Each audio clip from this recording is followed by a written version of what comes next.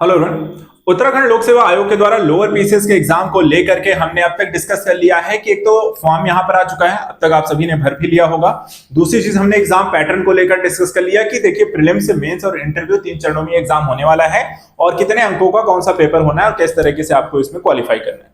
तीसरा इसमें सबसे इंपॉर्टेंट एक पहलू हो जाता है कि देखिए आपको पढ़ना क्या है, क्योंकि हर एक एग्जाम की देखिए डिमांड अलग होती है। लोअर पीसीएस को लेकर के, आरओ को लेकर के, आईएएस पीसीएस के एग्जाम को लेकर के सिलेबस ही मेन यहां पर फैक्टर क्रिएट करता है। तो आपको पता होना चाहिए कि देखिए पढ़ना क्या है इस एग्जाम के लिए। तो आज हम इसमें डिस्कस करेंगे कि देखिए प्रीलिम्स के लिए आपको क्या पढ़ना है, मेंस के लिए आपको क्या पढ़ना है और इंटरव्यू की आपको तैयारी कैसे करनी है। तो सबसे पहले चरणबद्ध तरीके से प्रीलिम्स के बारे में सबसे पहले आइए समझते हैं, उसका सिलेबस जानते हैं और उसके बाद फिर मेंस के बारे में आएंगे, फिर इंटरव्यू की तरफ पढ़ेंगे। तो प्रीलिम्स में देखिए सबसे पहला जो हमने कहा कि प्रारंभिक परीक्षा में एक पेपर होना है जिसके दो पार्ट हैं। पहला पार्ट है जो सामान्य अध्ययन का है और दूसरा जो पार्ट होगा वो सामान्य बुद्धि परीक्षण का है। पेपर कैसा है तो वस्तुनिष्ठ प्रकार का है, जहां पर आपको एमसीक्यू टाइप का होगा, 4 ऑप्शन होंगे, टिक करके आना है एक सही कौन सा है। पेपर सिर्फ 2 घंटे में हो जाएगा और 150 अंकों का ये पेपर है। अब इसका सिलेबस क्या कहता है? सिलेबस में हम सबसे पहले यहाँ पे खंड 1 यानी कि सामान्य अध्ययन को देखते हैं और सामान्य अध्ययन में देखिए 150 अंकों में से 100 जो अंक होंगे वो सामान्य अध्ययन के होंगे और बाकी के 50 अंक का जो होगा वो सामान्य बुद्धि परीक्षण से रिलेटेड क्वेश्चन आपसे पूछे जाएंगे। तो देखिए 100 अंकों के लिए आपको क्या क्या पढ़ना है। सबसे पहले पढ़ के जाना है सामान्य विज्ञान और कंप्यूटर से संबंधित जानकारी, और बहुत ज्यादा डिटेलिंग की बात नहीं करते हैं, विशेषज्ञता की बात नहीं करते हैं, लेकिन क्योंकि वर्तमान समय में जिस तेजी से साइंस का यूज हो रहा है, जिस तरीके से डिजिटल यहाँ पे आपको देश बदल रहा है, हर चीज यहाँ पे टेक्नोलॉजी बेस्ड हो गई है, तो आपको अनुप्रयोग पता होने चाहिए हर चीजों के। और इसीलिए कहते भी हैं कि देखिए आधारभूत जानकारी जो है सामान्य विज्ञान एवं कंप्यूटर की होनी चाहिए, साथ ही कंप्यूटर की सामान्य समझ होनी चाहिए। दैनिक जीवन में इसका क्या प्रयोग है, प्रेक्षण है और क्या अनुभव आप करते हैं, किस तरीके से इसका आप पर लाभ क्या है, इफेक्ट किस तरीके से हो रहे हैं, उसके बारे में पता होना चाहिए। ऐसे शिक्षित व्यक्ति से अपेक्षित है जिसका विज्ञान कंप्यूटर किसी भी शाखा में विशेषज्ञ ना हो। यानी कि वो ये भी क्लियर करते हैं कि देखिए हम विशेषज्ञता की बात नहीं करते हैं, लेकिन आपको इतना जरूर पता होना चाहिए कि बेसिक जानकारी आपको इससे रिलेटेड हो, साथ ही वर्तमान समय में क्या चल रहा है, किस तरीके से आपकी लाइफ में ये इफेक्ट डाल रहे हैं, कौन सी चीजों के नई खोज हो रही है, उसका आप कैसे प्रयोग कर रहे हैं, तो ये सारी चीजें आपको पता होनी चाहिए। दूसरा जो इतिहास को लेकर के, राष्ट्रीय आंदोलन को लेकर के टॉपिक आपसे पूछा जाएगा, जिसमें प्राचीन, मध्यकालीन और आधुनिक भारत से रिलेटेड क्वेश्चन होंगे और उस समय की सामाजिक, आर्थिक और सांस्कृतिक जो स्थितियां रही हैं उससे रिलेटेड क्वेश्चन होंगे। भारतीय राष्ट्रीय आंदोलन कब हुआ, उसके कौन प्रमुख व्यक्तित्व, घटनाएं, उससे रिलेटेड क्वेश्चन होंगे। राष्ट्रवाद के विकास, स्वतंत्रता प्राप्ति के पश्चात किस तरीके से देश बदला, किस तरीके से उसका एकीकरण हुआ, उसमें किसका क्या भूमिका रही, उससे रिलेटेड चीजें आपको पता होनी चाहिए। यानी कि एशियन, मिडिवल और मॉडर्न तीनों ही हिस्ट्री आपसे पूछी जाएगी। इसके बाद तीसरा जो टॉपिक्स में पढ़ के जाना है वो आपको भारतीय राज्य व्यवस्था और अर्थव्यवस्था से रिलेटेड, यानी इंडियन इकोनॉमी और इंडियन पॉलिटी। अब इंडियन इकोनॉमी और पॉलिटी में देखें तो राज्य व्यवस्था, अर्थव्यवस्था के अंतर्गत संविधान क्या है, पंचायती राज व्यवस्था क्या है, सामुदायिक विकास क्या है, भारतीय अर्थव्यवस्था में नियोजन और उससे रिलेटेड जो करंट इवेंट से रिलेटेड जानकारियां हैं वो यहां पर आपको इससे जानकारी होनी चाहिए। तो इंडियन पॉलिटी पढ़ना है, इंडियन इकोनॉमी पढ़ना है। उसके बाद भारत का भूगोल और जनसंख्या के बारे में पता होना चाहिए, जिसमें भारत की भौगोलिक परिस्थितियां, उसका सामाजिक आर्थिक प्रभाव, इकोनॉमिक यहाँ पे स्ट्रक्चर पर किस तरह से इफेक्ट डालती है, इसके साथ साथ जनसंख्या, डेमोग्राफिक डिविडेंड का या क्या यूज है, वो किस तरीके से इफेक्ट डालती है जनसंख्या को लेकर के, उसका जैसे कि जनसंख्या घनत्व, प्रभाव, स्थिति, वो सारी रिलेटेड जानकारी यहाँ पर। इसके अलावा करंट अफेयर्स आपको पढ़ के जाना है जो समसामयिक स्तर पे हो, साथ ही उत्तराखंड की राज्य और राष्ट्रीय, अंतरराष्ट्रीय तीनों ही इस तरीके का करंट अफेयर होना चाहिए, यानी international current affair, national current affair और उत्तराखंड करंट अफेयर, ये तीनों ही चीजें आपको पढ़ना है। इसके साथ आपको उत्तराखंड का इतिहास पता होना चाहिए। अब उत्तराखंड के इतिहास को लेकर के थोड़ी सी जानकारी डिटेल समझ लीजिए, इसमें क्या क्या है। उत्तराखंड के बारे में जब आप पढ़ रहे हैं तो उसकी ऐतिहासिक पृष्ठभूमि प्राचीन काल में आरंभ से 1200 ईस्वी तक, मध्यकाल में 1200 से 1815 तक, प्रभावशाली कौन से राजवंश रहे, उनकी उपलब्धियां क्या रही, गोरखा आक्रमण के बारे में पता हो, ब्रिटिश शासन के बारे में, टिहरी रियासत, उनकी शासन व्यवस्था, स्वतंत्रता आंदोलन और उत्तराखंड तहत के वहां पर में क्या भूमिका रही उनकी, कौन कौन से प्रमुख विभूतियां रही, कौन से प्रमुख ऐतिहासिक स्थल हैं, स्मारक हैं, उत्तराखंड के राज्य निर्माण के आंदोलन क्या हैं, उत्तराखंड के लोगों के राष्ट्रीय, अंतरराष्ट्रीय क्षेत्रों, विशेष रूप से सशस्त्र बलों में योगदान क्या है, विभिन्न समाज सुधार आंदोलनों के बारे में पता होना चाहिए। इसके अलावा अनुसूचित जाति जनजाति, बच्चे, दलित, महिलाएं, उत्तराखंड के शासन व्यवस्था के विभिन्न कल्याणकारी जो कार्यक्रम इनके लिए बनाए गए हैं वो पता होना चाहिए, यानी कि योजनाएं। उत्तराखंड की संस्कृति के बारे में आपको पढ़ के जाना है। क्या पढ़ के जाना है? जिसमें कौन कौन सी जातियां जनजातियां हैं उत्तराखंड में, उनके धर्म लोक विश्वास क्या है, साहित्य क्या है, उत्तराखंड से रिलेटेड परंपराएं कौन कौन सी मानी जाती हैं, रीति रिवाज क्या चलते हैं वहां पर, वेशभूषा कैसी है, आभूषण कैसे पहने जाते हैं, कौन कौन से प्रमुख मेले और त्योहार वहां पे आयोजित होते हैं, खान पान कैसा है वहां का, कला और शिल्प कला, नृत्य कला, गायन इत्यादि के बारे में, वहां की विशेष लोक कलाएं जो हैं उनके बारे में आपको पता होना चाहिए, वाद्य यंत्र हैं। प्रमुख कौन कौन से उत्तराखंड के पर्यटन स्थल है, उनकी विशेषताएं क्या हैं, खेलकूद प्रतियोगिताएं, प्रसिद्ध लेखक, कवि, हिंदी साहित्य, लोक साहित्य में उत्तराखंड का योगदान, और उत्तराखंड शासन के द्वारा संस्कृत के विकास को लेकर वर्तमान समय क्या कदम उठाए जा रहे हैं, क्या योजनाएं चलाई जा रही हैं, क्या पुरस्कार शुरू किए जा रहे हैं, वो पता होना चाहिए। फिर उसके बाद उत्तराखंड का भूगोल भी पता होना चाहिए, उत्तराखंड की जनसंख्या के बारे में आपको जानकारी होनी चाहिए, यानी कि नदियां, पर्वत, जलवायु, वन संसाधन, बागवानी, फसलें, सिंचाई, कृषि जोत, प्राकृतिक मानवजनित आपदाएं, आपदा जल संकट, आपदा प्रबंधन, जलागम प्रबंधन, दूरस्थ क्षेत्रों की समस्याएं, पर्यावरण से संबंधित समस्याएं, पर्यावरणीय आंदोलन है, जैव विविधता है, संरक्षण है, उत्तराखंड की जनसंख्या वर्गीकरण, घनत्व, लिंगानुपात, साक्षरता, जनसंख्या घनत्व, ये सब कुछ आपको पता होना चाहिए। इसके बाद उत्तराखंड के आर्थिक, सामाजिक, राजनीतिक, प्रशासनिक परिवेश के बारे में पता होना चाहिए, कैसी सरकार है, नीतियां उनकी कैसी हैं, कौन कौन सेवाएं प्रदान कर रहे हैं, राजनीतिक प्रशासन व्यवस्था कैसी है, पंचायती राज व्यवस्था, सामुदायिक विकास, सहकारिता इत्यादि के बारे में। इसके बाद प्रशासनिक व्यवस्था की ऐतिहासिक पृष्ठभूमि भी पता होना चाहिए, यानी कि गोरखा और ब्रिटिश शासनकाल में भूमि संबंधी व्यवस्थाएं क्या रही, फिर जिला भूमि संबंधी के जो प्रबंधन है, जैसे कि थोकदारी, वन पंचायतें, सिविल, स्वयं, वन केशर हिंद। इसके बाद बेनाप भूमि क्या होती है, नजूल क्या होता है, जो अभी नजूल काफी चर्चा भी रहा, नयाबाद बंदोबस्त है। आधुनिक काल में हम देखें तो उत्तर प्रदेश एवं कुमायूं उत्तराखंड जागीरदारी विनाश भूमि व्यवस्था अधिनियम लागू होने के बाद भूमि सुधार, लैंड टेन्योर परिवर्तन, लगान वसूली व्यवस्थाएं जैसे टॉपिक्स भी आपको पता होने चाहिए। उत्तराखंड के आर्थिक परिवेश के बारे में हम देखें तो यहां पर आपको क्या पढ़ के जाना है, सीमांत जनपदों, प्राचीन काल में तिब्बत से व्यापार की वर्तमान स्थिति, स्थानीय कृषि, पशुपालन, कृषि जोतों की अलाभकार स्थिति, चकबंदी, बेगार, और साथ ही साथ यहाँ पे डडवार प्रथा, इन चीजों के बारे में पढ़िए। आर्थिक और प्राकृतिक संसाधनों में अगर हम देखें उत्तराखंड के बारे में, जैसे कि मानव संसाधन हो गया, शिक्षा व्यवस्था हो गई, प्रमुख शिक्षा संस्थान हो गए, वन हो गए, जल हो गया, जड़ी बूटी, कृषि, पशुधन, जल विद्युत, खनिज, पर्यटन, उद्योग, संसाधनों के बारे में पता होना चाहिए। इसके बाद एक और टॉपिक इसमें आता है जिसमें हम कहते हैं उत्तराखंड में गरीबी और बेरोजगारी का मुद्दा, उन्मूलन, आर्थिक विकास में चलाई जा रही विभिन्न योजनाएं, राज्य जीडीपी में इनका योगदान, कृषि मंडियां, प्राथमिकताएं, नियोजन, समस्याएं, विपणन, उत्तराखंड का बजट, ये सब कुछ। तो ये आपको जीएस में पढ़ के जाना है। तो एक तो राष्ट्र के स्तर पे आपको हिस्ट्री, ज्योग्राफी, पॉलिटी, इकोनॉमी और जनसंख्या, पर्यावरण पढ़ के जाना है। फिर वही सारी चीजें आपको उत्तराखंड राज्य विशेष के बारे में भी पढ़ के अलग से जानी है, यानी कि दो अलग अलग चीजों को समाहित करके अच्छे से डिटेल से पढ़ना है। जब ये चीजों को आप प्रीलिम्स के लिए पढ़ते हैं तो वो चीजें आपको मेंस में भी काम आती है। मेंस के जीएस में भी यही सारी चीजें आपसे पूछी जाएंगी। बस यहाँ पर आपको उससे पहले, मेंस के बारे में डिस्कस करने से पहले, प्रीलिम्स में खंड 2 पढ़ समझ लेते हैं, जिसमें आता है आपका सामान्य बुद्धि परीक्षण। सामान्य बुद्धि परीक्षण का ये जो पेपर है, ये टॉपिक रहेगा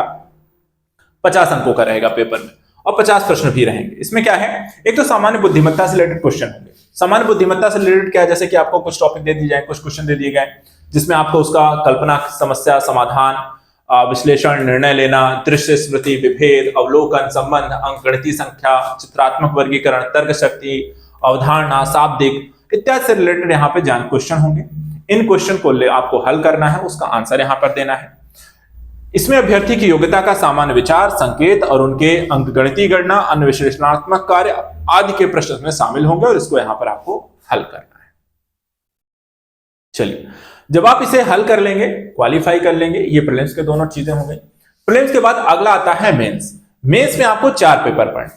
4 पेपर में जो पहला पेपर है वो है आपके सामान्य हिंदी का। सामान्य हिंदी का जैसे हमने कहा कि 2 घंटे का पेपर होगा, ठीक है। अब 2 घंटे का जो पेपर है वो 100 अंकों का होगा। इस 100 अंकों के पेपर में सामान्य हिंदी का सिलेबस क्या कहता है, इसमें पहला जो टॉपिक आपसे पूछा जाएगा वो है वर्ण और शब्द,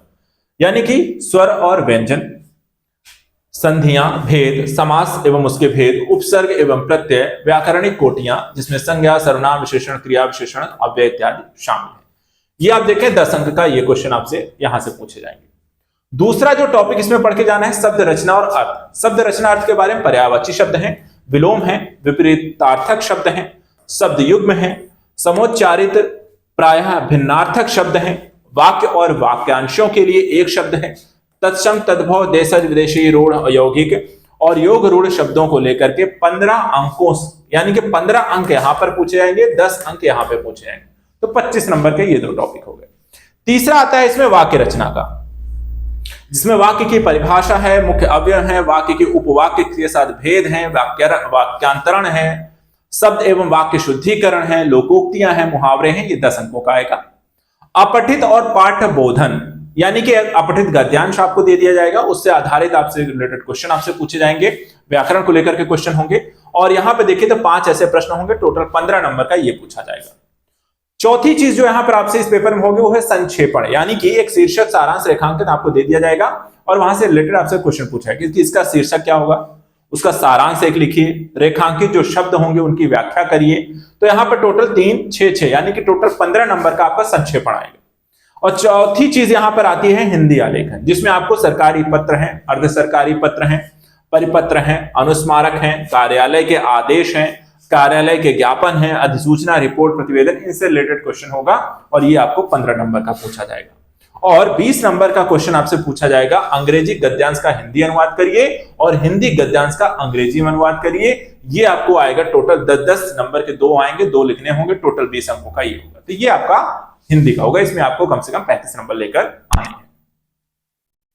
इसके बाद आता है दूसरा जो पेपर है निबंध का। निबंध के पेपर को अगर आप देखिए तो इसमें हमने कहा था कि इसमें आपको 2 लिखने हैं, 2 खंड में बनाया गया है, अधिकतम 100 अंक के होंगे, 2 घंटे का समय होगा। 2 खंड में देखा खंड आ और खंड बा, और प्रत्येक खंड से सिर्फ आपको एक विषय पे निबंध लिखना है। निबंध जो होगा वो 700 शब्दों में लिखना होगा, यानी कि टोटल 1400 शब्द। 1 घंटे में आपको 700 शब्द, 2 घंटे में 1400 शब्द। तो यहां पर आप देखिए पहला जो खंड है उसमें कौन कौन से टॉपिक से रिलेटेड आपको आएंगे। तो साहित्य संस्कृति है, सामाजिक राजनीतिक आर्थिक विषय है, राष्ट्रीय अंतरराष्ट्रीय है, राष्ट्रीय विकास विज्ञान प्रौद्योगिकी से संबंधित नीतियां हैं, पर्यावरण, प्राकृतिक आपदा, भूस्खलन, जल प्रलय, सूखा, भूकंप। ये खंड 1, इनमें से एक टॉपिक पे कोई भी जो आ जाए 5 में से 1 पर किसी पर भी आप लिख सकते हैं। इसी तरह खंड बा में देखें तो ये उत्तराखंड विशेष रहेगा, जिसमें हम उत्तराखंड के इतिहास, कला और सांस्कृतिक परिदृश्य को लेकर के, उत्तराखंड की सामाजिक सांस्कृतिक संरचना को लेकर के, उत्तराखंड पर्यावरण संरक्षण, आपदा प्रबंधन को लेकर के, उत्तराखंड में महिलाओं की आर्थिक राजनीतिक भूमिका और महिला सशक्तिकरण को लेकर के, और उत्तराखंड के आर्थिक भौगोलिक परिदृश्य, पर्यटन और पलायन इत्यादि को लेकर के एक टॉपिक, किसी भी एक टॉपिक पर यहाँ पर जो निबंध आएगा वो लिखना है। तो यहाँ पर टोटल 10 निबंध आएंगे, 10 में से 1 यहां पर और 1 यहां पर, 2 निबंध आपको लिखने हैं। तो बस तो ये हो गया। इसके बाद जो हमने कहा था, जो सिलेबस आपने प्रीलिम्स में पढ़ के जा रहे हैं वही आपको मेंस में भी पढ़ना होगा। अब मेंस में अगर हम देखें आपको क्या सिलेबस है, तो पहला जो पेपर है, फर्स्ट पेपर को अगर आप देखें तो फर्स्ट पेपर आपसे क्या क्या पूछा जाएगा। फर्स्ट पेपर देखिए सामान्य अध्ययन का, जीएस का 200 अंकों का होगा, 3 घंटे में है। क्वेश्चन आएंगे, उसकी आंसर राइटिंग आपको आनी चाहिए, तो आंसर राइटिंग पर भी मेहनत करनी पड़ेगी। भारत के इतिहास, कला, संस्कृति, समाज, ये टॉपिक आपको इसमें पूछे जाएंगे, जिसमें विभिन्न कलायाम प्राचीन से आधुनिक भारत तक, उसके महत्वपूर्ण तत्व, साहित्य, चित्रकला से रिलेटेड, भक्ति आंदोलन, सूफी मत, भारतीय संस्कृति का प्रभाव, उससे रिलेटेड प्रमुख व्यक्तित्व हैं, सामाजिक धार्मिक आंदोलन, उनका भारतीय जनजीवन पर प्रभाव कैसा रहा, भारतीय स्थापत्य कला के बारे में आपको पता होना चाहिए, कौन से प्रमुख भवन रहे, उनकी क्या विशेषताएं रही हैं, प्राचीन भारतीय इतिहास, महत्वपूर्ण शासक और उनका योगदान इतिहास में क्या रहा। इसके साथ मध्यकालीन भारत, महत्वपूर्ण शासक, उनकी नीतियां, आधुनिक भारत में संक्रमण यानी कि मुस्लिम शासन के पतन के कारण क्या रहे, उथल पुथल की स्थिति कैसे बनी, यहां पर आधुनिक भारत के संक्रमण की स्थिति के बारे में आपको पता होना चाहिए। इसके बाद हम देखें तो आधुनिक भारत में जब आप प्रवेश करेंगे तो जो विदेशी आक्रमण है, विदेशी शक्तियां भारत में आती हैं, अंग्रेजों का भारत में उदय कैसे होता है, उसकी नीतियां क्या रही भारत में, भारतीय वासियों पे इसका प्रभाव क्या रहा, प्रमुख अंग्रेज यहाँ पे गवर्नर जनरल वायसराय कौन कौन से रहे, अंग्रेजों की आर्थिक नीतियां क्या रही, धन की निकासी से भारत पर क्या प्रभाव पड़ा, रेल, अन्य संचार जो माध्यम उनके द्वारा बनाए गए, इन सेवाओं ने ब्रिटिश आर्थिक हितों को कैसे साधा है, शिक्षा की प्रगति कैसे हुई है, इनके भारतीय शिक्षा नीति क्या रही है, अंग्रेजों का इसके प्रति दृष्टिकोण कैसा रहा, अफगानिस्तान हो गया, बर्मा हो गया, तिब्बत हो गया, इनके प्रति अंग्रेजी नीति क्या रही, भारत तथा विश्व पर इसका प्रभाव क्या रहा, देशी भारतीय शासकों के साथ ब्रिटिश संबंध कैसे थे, सहायक संधियां, व्यपगत का सिद्धांत, नीतियां, अंग्रेजों के उद्देश्य और बाद में इसके प्रभावों के बारे में डिटेल से आपको पता होना चाहिए। इसके बाद जो चौथा टॉपिक आता है जिसको हम कहते हैं आईपीआई, यानी कि इंडिया पोस्ट इंडिपेंडेंस। इसमें हम देखें तो भारत में पुनर्जागरण है,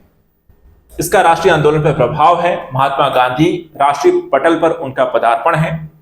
राष्ट्रीय आंदोलन के विभिन्न आयाम, असहयोग आंदोलन, कैबिनेट मिशन, भारत के विभिन्न भागों से आम जनता की भागीदारी। तो स्वतंत्रता आंदोलन और स्वतंत्रता आंदोलन के बाद भारत की स्वतंत्रता के पश्चात भारत को कह सकते हैं कि किस तरीके से भारत बदला है, किस तरह उसका एकीकरण हुआ है। तो स्वतंत्रता आंदोलन से लेकर के इंडिया पोस्ट इंडिपेंडेंस तक, आईपीआई तक की पूरी स्थिति को हम यहाँ पर धीरे धीरे के क्रमबद्ध तरीके से पढ़ेंगे। तो ये तो हो गया स्वतंत्रता आंदोलन के समय कौन कौन से प्रमुख नेता रहे, कौन से प्रमुख आंदोलन हुए, जैसे कि भारत छोड़ो आंदोलन हो गया, असहयोग आंदोलन हो गया, ठीक है, कृषक हो गए, जनजातीय आंदोलन, राष्ट्रीय आंदोलन, प्रमुख व्यक्तित्व, राष्ट्रीय आंदोलन के प्रदान किसने किया, उनकी विचारधारा क्या रही, विभाजन, भारत का जो भारत पाकिस्तान विभाजन होता है और उसके कारण क्या रहे, उसके स्वतंत्रता के पश्चात देखा है तो भारत समझ क्या क्या चुनौतियां आई, आर्थिक चुनौतियां, सामाजिक सांस्कृतिक प्रोत्साहन, पंचवर्षीय योजनाओं का लागू होना, कालांतर में नीति आयोग का बनना। तो यहां तक इसको पूरा पढ़ना है। फिर इसी तरीके से उत्तराखंड के इतिहास के बारे में जो हमने देखा, उत्तराखंड का इतिहास कैसा रहा, महापापरा ऐतिहासिक काल से लेकर के आधुनिक भारत तक क्या सामाजिक सांस्कृतिक स्थितियां रही, तो महापाषाण काल उनकी संस्कृति कैसी रही, कौन सी जनजातियां रही हैं, कुणिंद यौधेय राजवंश हैं, कत्यूरी हैं, परमार हैं, चंद हैं, राजवंश के बारे में सांस्कृतिक उपलब्धियां क्या रही, सिखों, दिल्ली के शासकों, नेपाल सिरमौर के साथ मध्यकाल में संबंध कैसे रहे, गोरखाओं का आक्रमण, प्रशासन और दास व्यापार कैसा है, यूरोपीय यात्रियों, सर्वेक्षकों, ईसाई धर्म प्रचारकों का आगमन होना, सैन्य छावनियों की स्थापना का होना, सामाजिक प्रभाव, भू राजस्व प्रशासन, वानिकी और आबकारी नीतियां, साथ ही क्षेत्रीय राजनीतिक संस्थाएं, प्रेस और पत्रकारिता, आर्य समाज, शुद्धिकरण आंदोलन, जन प्रतिनिधि, कूली, बेगार, डोला पालकी, गाड़ी सड़क, वन आंदोलन जैसी चीजें भी आपको पढ़नी है। उत्तराखंड में गांधी के आगमन के बारे में चर्चा करनी है। 1915 से 1929 तक जनसंपर्क, गांधीवादी आंदोलन, स्थानीय और लोकप्रिय सहभागिता, इन चीजों के बारे में डिटेल से आपको पढ़ना है, क्रमबद्ध तरीके से पूरी एक जानकारी रखनी है। इसके तरीके से इंडियन नेशनल आर्मी तथा इसका समर्थन आधार, टिहरी रियासत, प्रशासन, ढंढक, प्रजामंडल आंदोलन, भारतीय संघ में विलय, उत्तराखंड में पृथक राज्य निर्माण हेतु संघर्ष, ये सारी कवायदें। इतिहास, उत्तराखंड के इतिहास को डिटेल से समझना है, पढ़ना है। इसके बाद धार्मिक जीवन के संदर्भ में कुछ प्रमुख पर्यटन स्थलों के बारे में भी, तो यहां पे देखें तो शैव, वैष्णव, बौद्ध, जैन, नाथ और लकुलीश। मंदिर स्थापत्य कलाएं, पाषाण काल, धातु कला, काष्ठ कला, परंपरागत ज्ञान पद्धति, स्थापत्य चित्रण कला, संगीत, नृत्य, गीत, जलीय स्थापत्य कूप, नौला, खाल, खराट, लोक देवता, जागर, पांडव लीला, वेशभूषा, आभूषण, मेले, त्योहार, तीर्थ स्थल, पर्यटक केंद्र, कुंभ मेला, चारधाम यात्रा, हेमकुंड साहिबा, नानक मत्ता, कैलाश मानसरोवर, पिरान कलियर, नंदा राजजात यात्रा, लोकवाद्य, खान पान, स्थानीय व्यंजन, उत्तराखंड की महान विभूतियां, आध्यात्मिक संत, स्वतंत्रता सेनानी, लेखक, कलाकार, गढ़वाली, कुमायूनी भाषा, साहित्य, संस्कृत के संरक्षण संवर्धन है। तो यहाँ पे सरकार के प्रयासों के बारे में भी आपको पढ़ना है। तो बहुत सारी चीजों के बारे में आपको मेंस जब आप पढ़ेंगे तो यहाँ पे डिटेलिंग पर और थोड़ा सा ध्यान देना है, सारी चीजों को अच्छे से पढ़ना है। उसके बाद दूसरा जो टॉपिक इसमें आता है तो हिस्ट्री हो गया एक, तो उसके बाद फिर आपको उत्तराखंड की हिस्ट्री पढ़नी। ठीक इसी तरीके भारतीय संविधान, राज्य व्यवस्था, प्रशासनिक व्यवस्था भी पढ़ना है इसी पेपर में। इसमें भारतीय संविधान, इतिहास, बुनियादी संरचना, संशोधन प्रक्रियाएं, नागरिकता है, मौलिक अधिकार है, संघ राज्य की शक्तियां हैं, राजनीतिक शब्द हैं, मौलिक कर्तव्य हैं, राष्ट्रपति, प्रधानमंत्री, राज्यपाल, मुख्यमंत्री, मंत्रिपरिषद की शक्तियों के बारे में, राज्य विधानमंडल यानी कि राज्यों और केंद्र के मध्य शक्तियों के विभाजन को लेकर के, भारतीय न्यायपालिका जिसमें सर्वोच्च न्यायालय, उच्च न्यायालय, जिला न्यायालय की शक्तियां, कार्य संरचना, न्यायिक समीक्षा, न्यायिक यहाँ पर सक्रियता।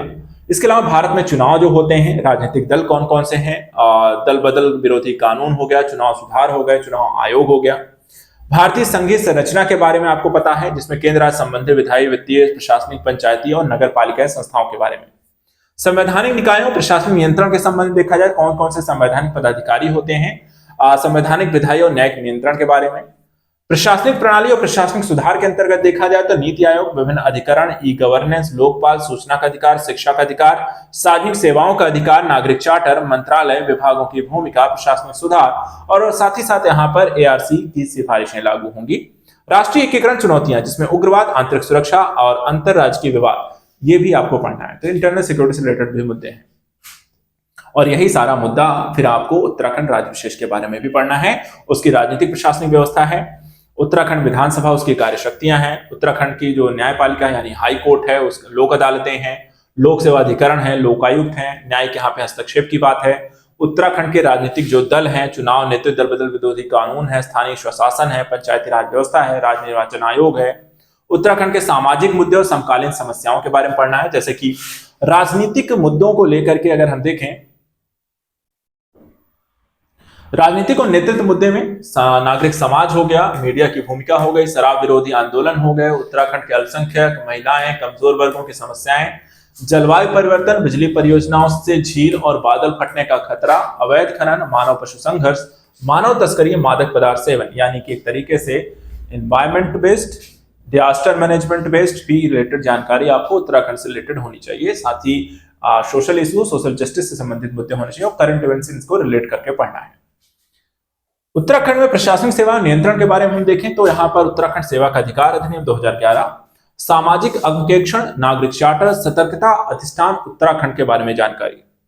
उत्तराखंड में सामाजिक योजना क्षेत्र के बारे में हम देखें तो महिला एवं बाल विकास, स्वास्थ्य कल्याण, शिक्षा, कौशल, व्यवसाय, उद्यमिता, कृषि, ग्रामीण पर्यावरण, बैंकिंग, वित्तीय सेवाएं, बीमा और आवास, आश्रय, कौशल, रोजगार, खेलकूद और संस्कृति के बारे में पता होगा। इसके बाद उत्तराखंड में राष्ट्रीय बुनियादी सेवा योजनाएं हैं, जैसे कि राष्ट्रीय स्वास्थ्य मिशन है, उत्तराखंड अक्षय ऊर्जा विकास एजेंसी है, उत्तराखंड राज्य ग्रामीण आजीविका मिशन है, महात्मा गांधी राष्ट्रीय ग्रामीण रोजगार योजना है, वीर चंद्र गढ़वाली पर्यटन स्वरोजगार योजना, राष्ट्रीय उद्यमिता त्वरण परियोजना, उत्तराखंड कौशल विकास मिशन 2013 और दीनदयाल उपाध्याय गृह आवास योजना। तो कुछ प्रमुख योजनाएं भी पढ़नी है। सामाजिक समावेशन के लिए सरकार की जो पहलें हैं वो भी पढ़ना है, जैसे उत्तराखंड लोक सेवा अधिनियम 2019, उत्तराखंड लोक सेवा अधिनियम 2022, राज्य अधिकारी आंदोलनकारियों उनके आश्रितों के लिए सरकारी नौकरियों में 10% का आरक्षण, हाशिए पर पड़े सामाजिक आर्थिक कमजोर वर्गों के संबंधित नियम, राज्य समान नागरिक संहिता, ये भी पढ़ना है। इसके बाद तीसरा जो टॉपिक इसमें आता है सामान्य विज्ञान प्रौद्योगिकी एवं पर्यावरण के बारे में, जिसके अनुप्रयोग, पर्यावरण विज्ञान प्रौद्योगिकी के पर्यावरण के अनुप्रयोग दैनिक जीवन में किस तरीके से पड़ता है, उनके अनुभव से रिलेटेड प्रश्न होंगे जो एक शिक्षित व्यक्ति से यहाँ पे अपेक्षित है। इसमें देखिए क्या क्या पूछा है, जैसे पर्यावरण को लेकर के आपको किस तरह के क्वेश्चन होंगे, तो वायु प्रदूषण, वायुमंडलीय प्रदूषण, जल प्रदूषण, इनके समाधान क्या हो सकता है, ग्रीन हाउस प्रभाव, विश्वव्यापी जो ग्लोबल वार्मिंग की स्थिति है, समताप मंडल, ओजोन क्षरण और जंगलों के निम्नीकरण, वनोन्मूलन, कार्बन अवशोषण को लेकर के क्वेश्चन आएंगे। एक और चीज देखा जाए जैव प्रौद्योगिकी को लेकर के, साइंस में हम देखें तो बायोडाइवर्सिटी को लेकर के बायोटेक्नोलॉजी को लेकर के क्वेश्चन आपसे आएंगे। इसमें मनुष्य के स्वास्थ्य, खाद्य उत्पादन क्षेत्र, जीवन स्तर सुधार, जैव प्रौद्योगिकी, संक्रमण वाली जीवन शैली यानी कि इसके रोकथाम, विकास, पोषण, पशु पक्षियों पौधों से होने वाली बीमारियां कौन कौन सी हैं उसको पता होना चाहिए। पॉलीमर्स यानी कि बायोपॉलीमर जो कि हम केमिस्ट्री में पढ़ते हैं, बायोपॉलीमर, बायोप्लास्टिक समाधान, मौलिक पर्यावरण रसायन का उसका मृदा प्रदूषण कैसे होता है, उनका उपचार कैसे करना है, जीवन की उत्पत्ति, जैविक विकास, रासायनिक विज्ञान, हरित रसायन के सिद्धांत के उत्पाद, आनुवंशिक विकार, बल, ऊर्जा, प्रकाश, विद्युत चुंबकत्व, अर्धचालक, नाभिकीय ऊर्जा, खगोल भौतिकी, दैनिक जीवन में इसके प्रयोग यानी कि physics, chemistry, bio science and tech, environmental science, ये सब कुछ यहाँ पर आएगा। और साथ ही साथ वर्तमान समय में जो देखा जाए प्रेजेंटेशन सॉफ्टवेयर है, उनके अनुप्रयोग हैं, इंटरनेट है, ईमेल है, साइबर अपराध है, साइबर कानून है, ई गवर्नेंस की व्यवस्थाएं हैं उत्तराखंड को लेकर के, ये सब कुछ पढ़ के जाना है। इसके बाद मानवीय मूल्य, कार्य संस्कृति और सिविल सेवा में अभिरुचि, जो कि हम एक एथिक्स का टॉपिक कहते हैं, इनसे रिलेटेड भी क्वेश्चन आपसे आएंगे। जैसे मानवीय मूल्यों को लेकर के देखें तो उसके प्रकृति, प्रकार, महत्व, विशेषताएं, मूल्य विकसित करने में परिवार समाज की भूमिका। कार्य संस्कृति को लेकर के क्या टॉपिक है, तो अवधारणा, कार्य संस्कृति के दृष्टिकोण, प्रभावी निष्पादन के कार्य, संस्कृति, प्रशासन और कार्य संस्कृति की भूमिका पढ़नी। अभिवृत्ति को लेकर के उसकी अवधारणा क्या होती है, संरचना क्या है, कार्य संस्कृति क्या है, इसकी शासन में भूमिका क्या है। अभिरुचि का भी एक टॉपिक आएगा जिसमें अर्थ, सार्वजनिक सेवा में अभिरुचि, बुनियादी मूल्यों की भूमिका, वस्तुनिष्ठ निष्पक्षता, वस्तुनिष्ठता, समानुभूति। संवेगात्मक बुद्धि की बात करें तो यहाँ पे अवधारणा, प्रशासन, शासन, इसका उपयोग। लोक सिविल सेवाओं की बात करें तो यहाँ पे लोक प्रशासन, मूल्य, नैतिकता, सरकारी निजी संस्थाएं, चिंताएं, दुविधाएं, सार्वजनिक संगठन। और शासन में ईमानदारी की अगर आप बात करें तो उसकी अर्थ क्या है, उसकी विशेषताएं क्या है? शासन नैतिकता, नैतिक मूल्यों की कमी, सरकार सूचना आदान प्रदान, पारदर्शिता। इसके अलावा भारत में नैतिक विचारक दार्शनिकों का योगदान, महात्मा गांधी, बी.आर. अम्बेडकर, स्वामी विवेकानंद, रविन्द्रनाथ टैगोर, ए.पी.जे. अब्दुल कलाम और उपयुक्त विषयों को लेकर के मामले यानी कि केस स्टडी भी आती है। ये लोअर पीसेस में आपसे सब पूछा जाएगा। इसके बाद आता है पेपर 2। पेपर 1 में जब आप ये सारे टॉपिक पढ़ लेते हैं तो आपने हिस्ट्री पढ़ी है, आपने यहाँ पर उत्तराखंड की हिस्ट्री को पढ़ा, फिर आपने उसकी पॉलिटी इत्यादि को पढ़ा, फिर आपने साइंस के टॉपिक को पढ़ा, फिर आपने एथिक्स की चीजों को पढ़ा। तो 4 से 5 टॉपिक यहाँ पर आपको पढ़ के जाने हैं पेपर 1 के लिए। ऐसे ही 4-5 टॉपिक आपको पेपर 2 के लिए भी पढ़ने। क्या क्या पढ़ के जाना है? सबसे पहले तो अर्थव्यवस्था के बारे में। अर्थव्यवस्था में राष्ट्रीय आय, प्रति व्यक्ति आय, संरचनात्मक सर्व, जीडीपी, सूचकांक हो गए, समावेशी विकास हो गया, नीतिगत पहले हो गए, और साथ ही महिलाओं और आर्थिक सशक्तिकरण को लेकर क्या प्रयास किए जा रहे हैं। भारत में आर्थिक नियोजन, जो पंचवर्षीय योजनाएं चली, जो नीति आयोग यहाँ पे प्लान बनाते हैं, उनके अर्थ कारक प्रभाव, बेरोजगारी की स्थिति को दूर करने के लिए कौन सी योजनागत चीजें प्रयास चल रहे हैं, वो चीजें यहाँ पर पता होनी चाहिए। क्षेत्रीय असमानताएं, निर्धनता को दूर करने के प्रयास में शामिल है। तीसरा टॉपिक इकोनॉमी आता है जो एग्रीकल्चर रिलेटेड होता है, जिसमें हम एग्रीकल्चर को लेकर किस तरह उसकी उत्पादकता कैसे बढ़ाएं, किसानों की आय को कैसे दोगुनी करें। साथ ही एमएसपी के मूल्य हो गए, कृषि मूल्य हो गए, नीति, ग्रामीण साख के मुद्दे हो गए,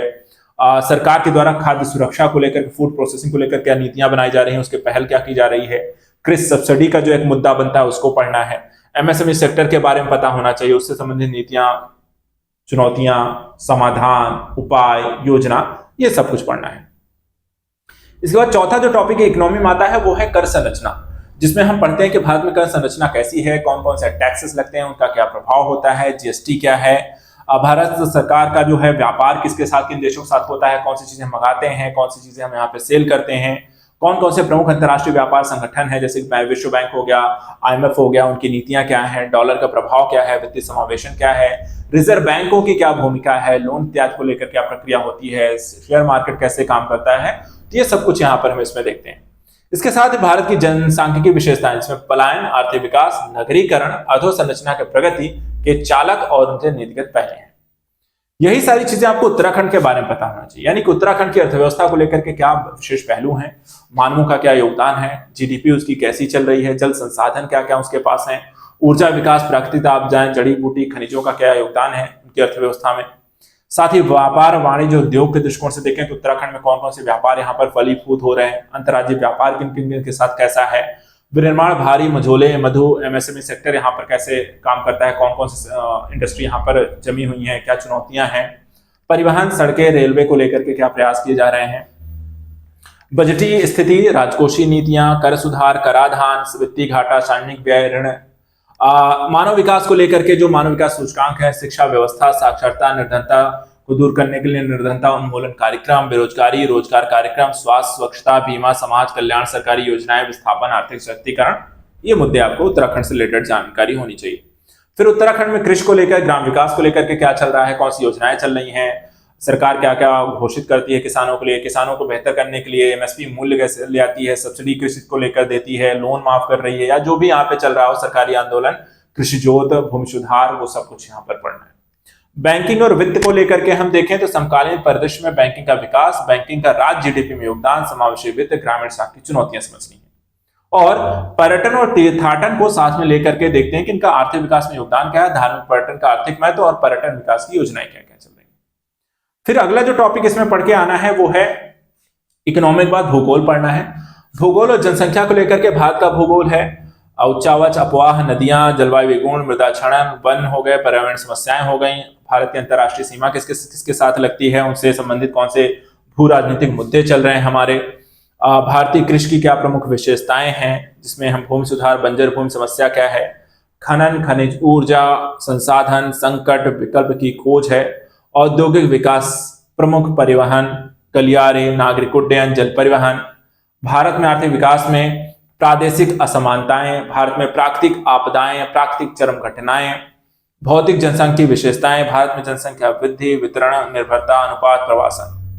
यही सारी चीजें फिर आपको उत्तराखंड के बारे में भी पढ़ने कि उत्तराखंड का भूगोल कैसा है, उत्तराखंड के विभाजन को समझना है, भू राजनीतिक महत्व को समझना है, उत्तराखंड के हिमालय की उत्पत्ति को समझना है, भौतिक विभाजन समझना है, मानव के बसाव की उत्तरदायी कारक क्या क्या हैं, प्रमुख नदियां यहाँ कौन से हैं, प्रमुख पर्वत, उनकी भौगोलिक, आर्थिक और सामाजिक स्थितियों को समझना है,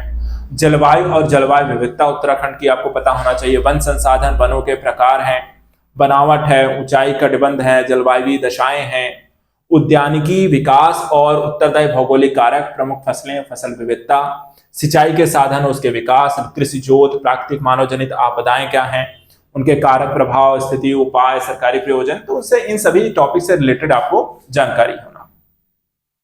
इसके बाद जल संकट, मानव जीवन प्रभाव, जलागमन प्रबंधन, उनकी चुनौतियां, उनके न्यूनीकरण के उपाय,